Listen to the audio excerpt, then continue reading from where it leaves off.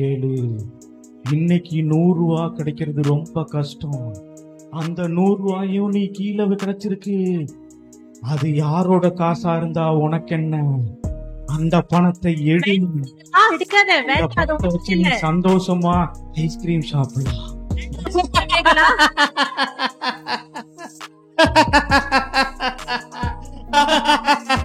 நரகத்துக்கு ஒண்ணு வந்துருச்சு முட்டாளு. நீ வீட்டு விட்டு ஓடிரு. உனக்கு தெரிஞ்ச ஊர்ல போய் நிம்மதியா சந்தோஷமா வாழு. இந்த பெத்தவங்களே சும்மா டார்ச்சர் தான். தேவி, நீ ஜோம் பண்ற பிள்ளை. ஏசப்பா சொல்லியிருக்காரு, உன் பெற்றோருக்கு எல்லாவற்றிலும் கீழ்ப்படிந்து இருக்கணும் அப்படின்னு. அந்த புஸ்தகத்தை படிக்காத. உலகத்திலேயே ரொம்ப மோசமான புஸ்தகம் இந்த பாஸ்ட் கையில வச்சு பைபிள் தான். பைபிளை படிக்காத. நான் சொல்றத கேளு. பெத்தவங்க பேச்ச நம்பாத, ஓடிரு.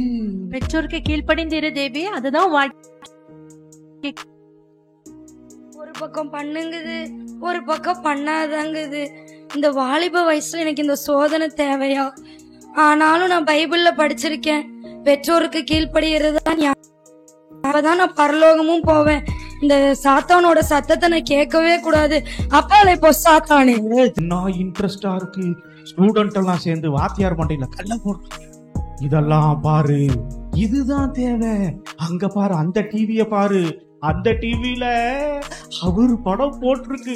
என்ன காமெடியா இருக்கும் தெரியுமா? வேண்டாமா, இப்ப டிவி பார்க்காத. படிக்க வேண்டிய நேரத்துல நம்ம நேரத்தை போக்கடிச்சிட்டா அதுக்கப்புறம் பின்னாடி நம்ம வருத்தப்பட்டு கூட இந்த நேரம் நமக்கு கிடைக்காது. படிக்க வேண்டிய நேரத்துல உண்மையா நம்ம படிச்சாதான் பின்னாடி நம்ம நல்லா இருக்க முடியும். சர்ச்சுக்கு போகலாமா? சர்ச்சுக்கு போகணும். வேண்டாம், எனக்கு கிரிக்கெட்னா ரொம்ப பிடிக்கும். இன்னைக்கு ஒரு நாள் தான் எனக்கு லீவு. 6 நாள் ஸ்கூலு, படிப்பு படிப்பு படிப்பு.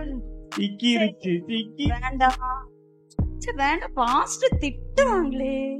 அங்க போனா நல்ல பிரேயர் எல்லாம் இருக்கும், நல்ல வசங்களை சொல்லுவாங்க, நல்ல ஆசீர்வாதமா இருக்கலாம். ஆனா என் friends எல்லாம் திட்டுவாங்க. சொல்றது கேளு. உங்க பாஸ்ட் சும்மா திட்டிக்கிட்டு தான் இருப்பாரு. சர்ச்சுக்கு வரலன்னா கேட்பாரு. அவருக்கு தெரியுமா கிரிக்கெட்டோட மகிமைய பத்தி? பார்த்தாலும் எப்படி பார்த்தாலும் வியாபாரத்துல நஷ்டமா தான் இருக்குது. பெரிய வியாபாரம் என்ன பண்றது? நானும் எவ்வளவு முயற்சி பண்றேன், நடக்க மாட்டேங்குது. ஆனாலும் எனக்கு பின்னால இருக்க பாருங்க, ஒண்ணுக்குமே தெரியாதவன் இன்னைக்கு கோடீஸ்வரனா இருக்கிறேன். நான் என்ன பண்ணேன்னு எனக்கே தெரியல. அதனால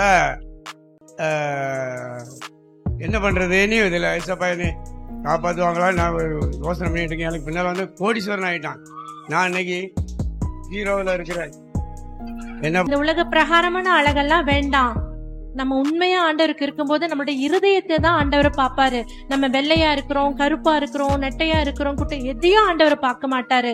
உண்மையான இருதயத்தை தான் நம்ம ஆண்டு ஏசப்பா பார்ப்பாரு. அதைத்தான் உண்மையான அன்பு. நம்மளும் மத்தவங்களிடத்துல அந்த அன்பை தான் வெளிப்படுத்தணும். நம்பாத.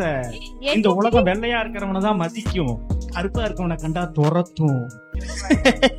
ஈஸியா உழுகுற 4 பைத்தியக்காரனுக்கு வந்திருக்கானுங்க. 5 தம்பி.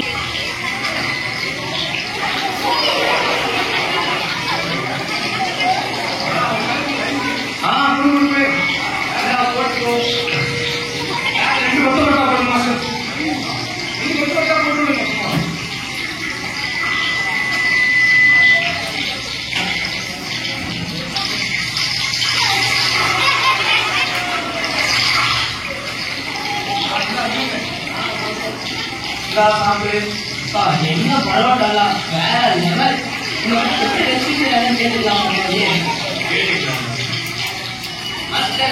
பரோட்டா பாஸ்டர் நீங்க எப்படி சூப்பரா செய்றீங்க? என்ன ரெசிபி?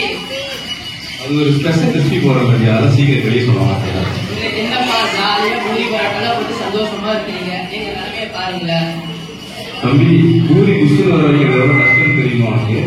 பரோட்டா 5 நாள் வர வைக்கிறது எவ்வளவு கஷ்டம் உனக்கு தெரியுமா? கஷ்டப்பட்டாதான் எல்லாம் கிடைக்கும். சும்மா அதெல்லாம் எதுவுமே வராது. பரோட்டா போடுறதும் கஷ்டம், பூரி போடுறதும் கஷ்டம். இப்ப நான் சொல்லி தரேன்.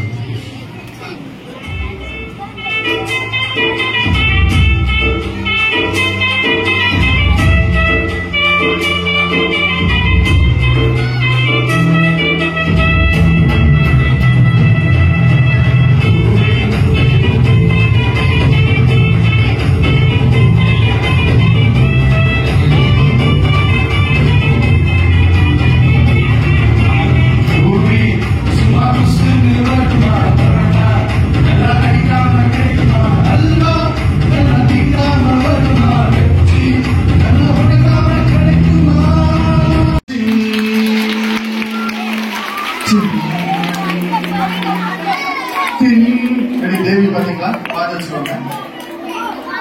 லாஸ்டா அவ்வளவுதான். நம்மளாம் பண்ணிடலாம். 1 2 3 ஸ்டார்ட். டீச்சர்ஸ் பண்ணிக்கலாம். அவ்வளவுதான். இந்த மாதிரி சத்தம் வரணும். Okay ready?